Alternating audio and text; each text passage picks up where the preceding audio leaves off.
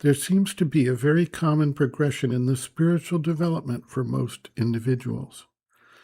While individual cases can and will vary somewhat, and rare exceptional cases may follow a totally different development, the general case is common enough in its occurrence to create what may be called a normal developmental process. Just as we can identify stages in the growth and development of the external being with the formation of the physical body, the increase and development of the vital being, and eventually the development of the mental capacities, so also can we identify the general stages of development of the psychic being's expression in the nature. For most people who have not had a spiritual bent prior, there may be a key event or circumstance that triggers a break in their fixation on the outer being and its development. In many cases, this comes about through some kind of traumatic event, including a possible near-death experience. In other cases, there is a natural turn of the focus towards understanding the meaning and significance of life, a seeking, a vision quest, a hunger for finding something more to justify everything in life. In the case of the Buddha, we saw an awakening to the suffering that accompanies the general human condition. In the case of Milarepa, who had utilized black magic to take revenge on relatives who had cheated his mother and sister and himself and treated them terribly, and the subsequent realization that he had endangered his soul in that activity that led him to experience a driving need to seek spiritual liberation. In the case of Danny and Brinkley, he returned from being declared clinically dead after a lightning strike with a totally new understanding and mission for his life. Shirley MacLaine experienced a series of coincidences that led her to a spiritual quest. For some, it may not be so dramatic. Rather, they are inspired by the stories of great souls, or read a book that helps them refocus their lives, or come into contact with someone who embodies the spirit, and they are moved to respond.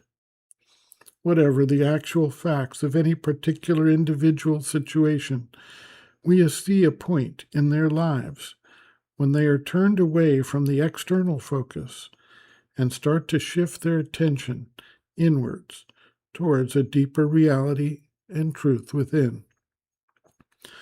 When the initial opening comes, there are generally signal experiences that open a door to a wider reality, a deeper truth, a sense of peace or joy that transcends what they normally experience in their lives. These experiences are transitory. When they recede, the seeker feels like something true and valuable has been shown to them, and they then work to find a way to bring back the experience or make it permanent. Thus begins the spiritual sadhana in earnest. As they take up whatever practices speak to their state of readiness and inner need, they begin to find ways to tune their awareness to that spiritual reality, and thereby come into harmony with that deeper truth of existence on a conscious level more frequently and more permanently. A disciple asks, once the psychic being has come to the front, can it withdraw again? The mother observes, quote, yes. Generally, one has a series of experiences of identification, very intense at first, which later gradually diminish, and then one day you find that they have disappeared. Still, you must not be disturbed, for it is quite a common phenomenon. But next time, the second time, the contact is more easily obtained.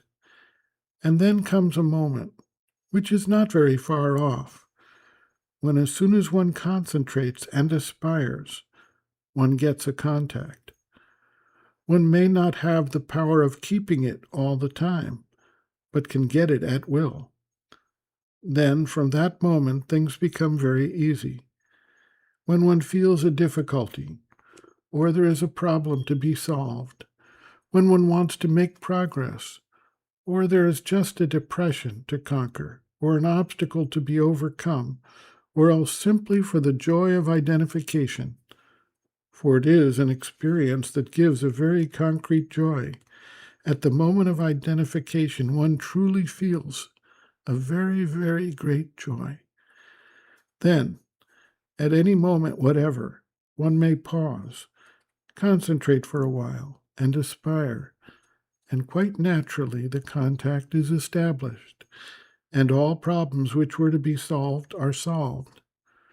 Simply to concentrate, to sit down and concentrate, to aspire in this way, and the contact is made, so to say, instantaneously. There comes a time, as I said, when this does not leave you. That is, it is in the depths of the consciousness and supports all that you do, and you never lose the contact. Then many things disappear. For instance, depression is one of these things. Discontentment, revolt, fatigue, depression, all these difficulties. And if one makes it a habit to step back, as we say, in one's consciousness, and see on the screen of one's psychic consciousness, see all the circumstances, all the events, all the ideas, all the knowledge, everything. At that moment, one sees that and has an altogether sure guide for everything that one may do. But this, perforce, takes a very long time to come. End quote. Reference: Sri Aurobindo and the Mother, the Psychic Being, Soul, Its Nature, Mission, and Evolution. Section 4, The Psychic Being and Sadhana, pages 113 to 114.